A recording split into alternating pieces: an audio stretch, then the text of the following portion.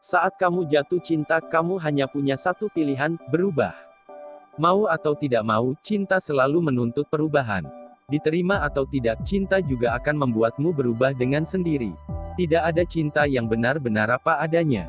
Jika dia tidak menuntutmu untuk berubah, kebiasaannya yang akan membuatmu berubah dengan sendirinya. Ataupun sebaliknya, cinta akan mengubah kebiasaan itu pelan-pelan. Hanya satu yang tidak bisa diubah seseorang saat ia jatuh cinta. Perasaan hati. Karena urusan di hati tidak pernah bisa dipaksakan sekehendak manusia.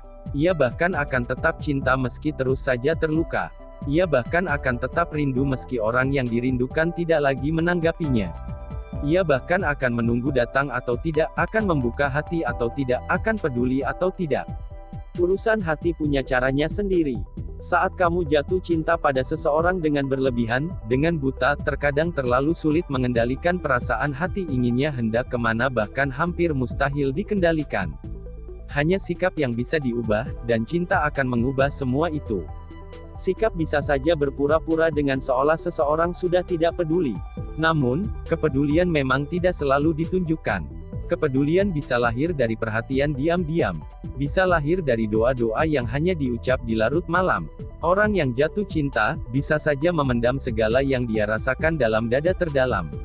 Beberapa orang bisa saja mengatakan, ia tidak mencintai mantan kekasihnya lagi, tetapi pada kenyataan hatinya ingin selalu mencari tahu apakah sang mantan baik-baik saja. Dengan siapa ia sekarang bahagia. Dan hal-hal yang menimbulkan getar aneh di dada. Saat jatuh cinta, kita seringkali tanpa sadar menjadi orang munafik. Orang yang berpura-pura tidak butuh, padahal kita tahu dia adalah hidup kita. Kita seringkali mencoba terlihat acuh, padahal kita adalah orang yang paling membutuhkannya.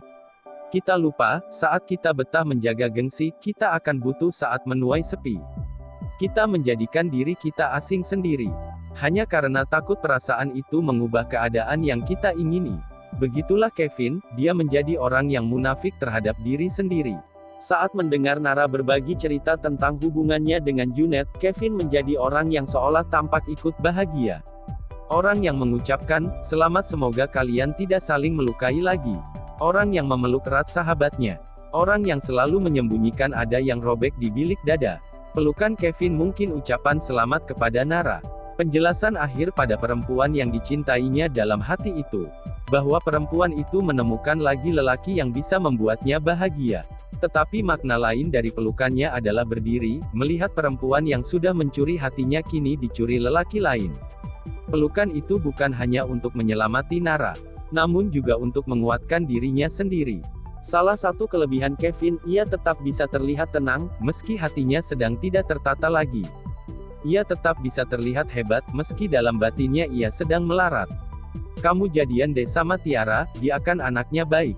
Masa jomblo terus? Nara terlihat kegirangan. Ia terus saja mendorong Kevin untuk jadian dengan Tiara. Belum kepikiran. Mungkin nanti. Entahlah. Jawab Kevin dengan malas. Vin, aku mau lihat kamu bahagia. Mata Nara terlihat tulus. Hal yang menusuk jantung Kevin. Betapa perempuan yang sedang di hadapannya itu tidak pernah sadar, bahwa kebahagiaan terbesar Kevin adalah tetap bersamanya. Andai kamu paham bagaimana rasanya mencintai seseorang, yang terus memintamu mencintai orang yang lain. Batin Kevin menatap mata Nara. Tatapan mata yang kini telah dimiliki lelaki lain. Di langit, bintang-bintang seolah berbisik pada Kevin, tetaplah menjadi lelaki yang kuat, saat seseorang yang kamu cintai tidak sadar kalau kamu sedang dibuatnya sekarat. Mereka berdua saling duduk di depan teras rumah Nara. Menikmati malam, menikmati kilauan bintang-bintang. Juga cerita-cerita Nara yang membuat Kevin terus menjadi orang yang berpura-pura. Kamu jangan patah hati lagi, ya. Aku mau lihat kamu tetap ceria, balas Kevin. Aku kan sudah punya pacar, Vin. Ya, pasti cerialah. Aneh kamu ini. Kamu tuh yang kayak orang patah hati, cek. Aku mana pernah patah hati, ucap Kevin. Ia tahu, ia memang tidak pernah kelihatan patah hati. Ia menyimpannya erat-erat. Baginya, patah hati adalah pilihan. Ia telah memilih, dan mau tidak mau ia harus menikmati. Meski itu sakit, ada satu orang yang berusaha membuatnya kembali tersenyum. Meski ia tidak pernah tersenyum bahagia karena perempuan itu.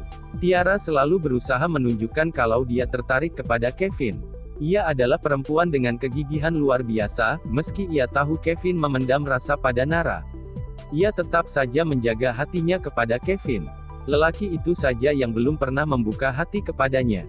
Hari itu, saat Nara sibuk dengan Junet, bahkan Kevin tidak tahu di mana mereka sekarang. Apa yang sedang mereka lakukan? Tidak seperti biasanya, saat Nara tidak punya pacar, Kevin bisa datang kapan saja dia mau. Ia cukup ke fakultas tempat Nara kuliah atau ke pendopo tempat Nara latihan. Ia bisa dengan bebas menculik perempuan itu, melarikannya ke warung mie pangsit atau menikmati es krim. Kapan saja, tidak pernah ada yang menghalangi. Tetapi kali ini sepertinya momen itu tidak akan ada lagi. Ada Junet yang menjaga Nara. Lelaki yang kini Nara ceritakan sebagai cinta. Vin, kamu tahu kenapa aku ingin bergabung dengan komunitas ini? Kevin tidak bersuara, ia hanya menatap ke arah Tiara.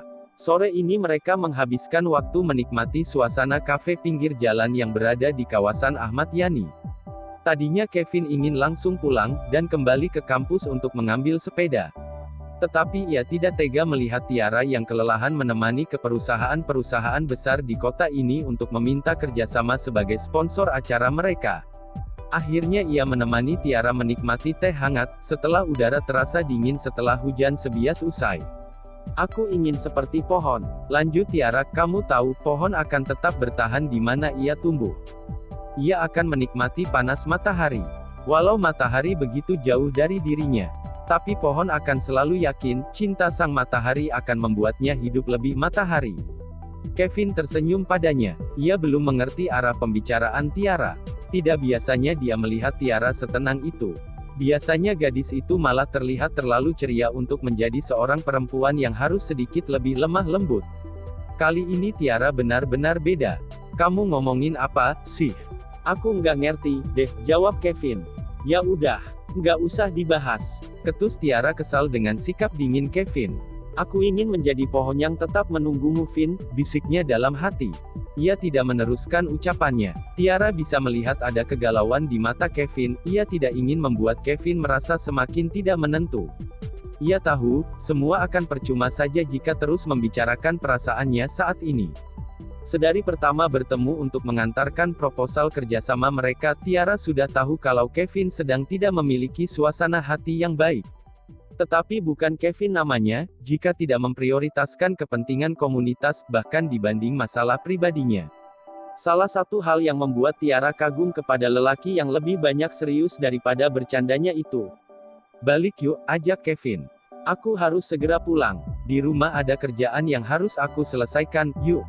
Tiara berdiri. Mereka meninggalkan kafe pinggir jalan itu.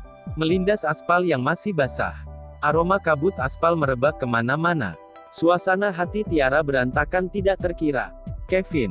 Oh Kevin, suara Nara terdengar dari luar rumah. Kevin segera membuka pintu. Melihat perempuan yang membuat hatinya berantakan itu berdiri dengan baju tidur yang dikenakannya.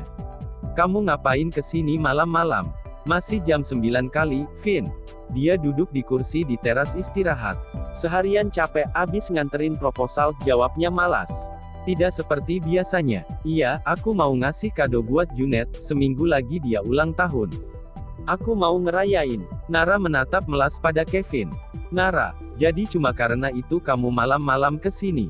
Kevin kesal. Bantuin. Pintanya manja. Nggak usah gitu ah, tampangnya. Lagian kamu kenapa jadi kayak KBG gini, sih? Kevin. Bantuin, suara Nara semakin manja. Ih, geli tahu. Oke aku bantuin. Tapi nggak usah kayak anak ABG gitu. Kamu udah tua. Lagian ini entah pacar keberapa coba. Kayak anak gadis baru pacaran kemarin.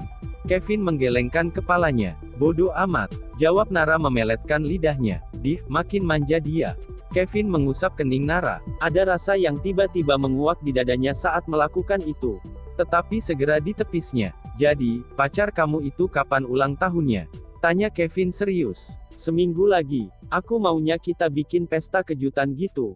Nara mulai terlihat antusias. Iya, nanti aku atur, deh.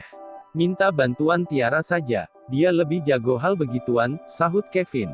Loh, kok Tiara? Mata Nara menatap sinis pada Kevin, tapi ya udah deh, nggak apa-apa. Yang penting rencananya berjalan lancar. Iya, nanti aku juga bantuin kok. Tenang saja, buat kamu apa sih yang enggak? Kevin. Jadi senang, deh. Tangannya merangkul tubuh Kevin. Ih, kamu apa-apaan, sih? Nanti kalau ibu atau ayahmu lihat gimana coba? Aku bisa nggak dipercaya lagi.